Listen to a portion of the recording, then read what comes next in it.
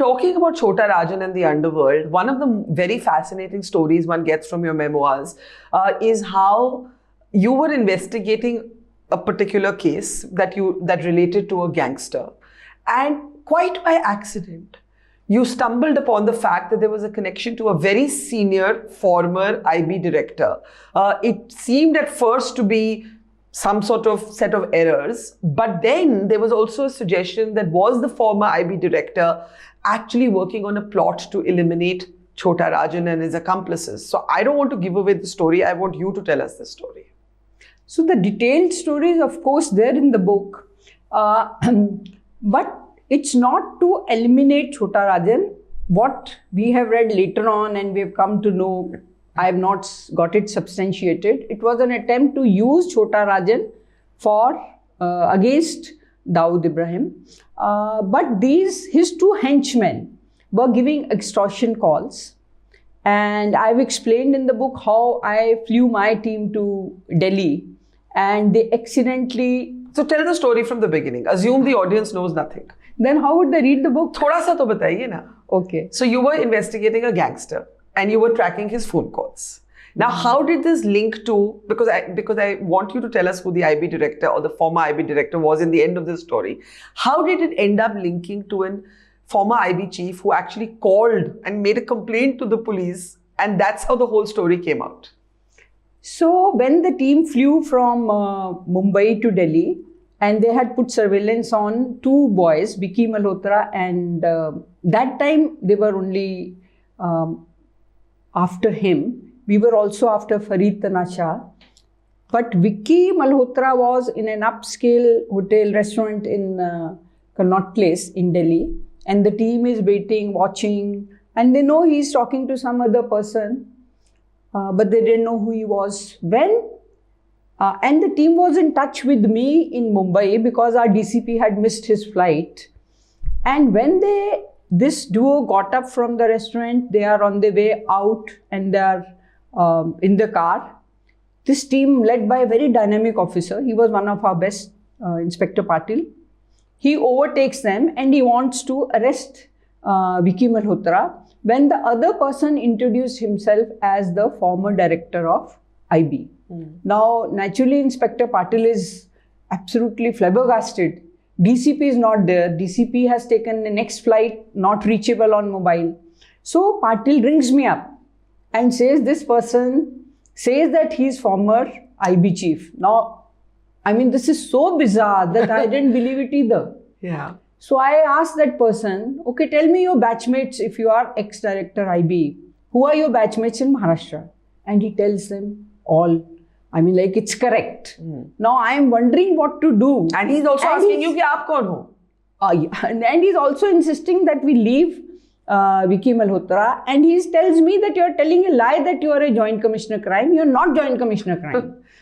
And when I say I will not leave Vicky Malhotra, he tells me, I'll teach you a lesson. And I tell him, I will teach you a lesson. So we have an altercation. And Patil is quite tall, 6 feet plus, and there are 3-4 other officers.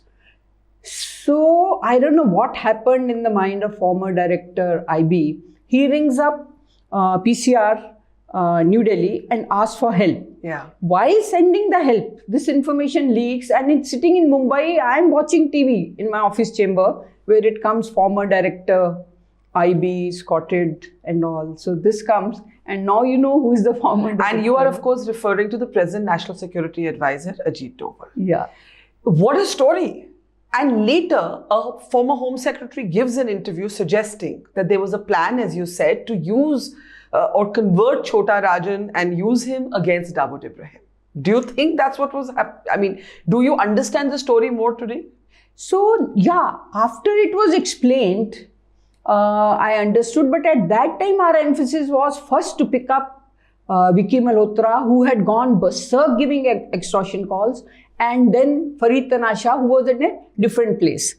And also to expect me not to arrest them when I have flown the team all the way from Mumbai, and when they have these two guys in their hand, over here it is Vicky and then later on Farid Tanasha. I felt, I mean, how can I ever tell my officers that these two criminals, these two gangsters, very strong henchmen of Chota Rajan, having reached them, leave them. And that also at the behest of an officer who was claiming that he's former director IB. But now knowing the profile of Mr. Ajit Doval, I can understand he's an extra dynamic officer, though we had a very bad confrontation. But you had a confrontation with neither of you knowing about the other's missions, as it were. And clearly, as we now know, the attempt was to try and target Dawood Ibrahim. Looking back, what happened to that case? What happened to Vicky Malhotra? Oh, Vicky Malhotra got convicted. I see. And Fareed Tanasha was bumped off, killed, murdered in broad daylight in his own house. But the Mumbai police, as you write in your book, was accused of botching up an operation that was meant to be about targeting Dawood and taking him out. Do you regret that? Do you feel you could have handled it differently? Or do you feel like you simply didn't know?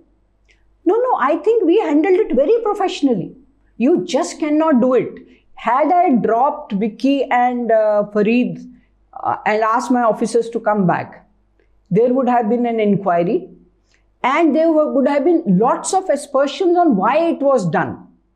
So I don't think, and nor do I ever regret, that was the only way forward, and to expect that a joint commissioner will allow her team to come back empty-handed when they have reached the criminals. Yeah.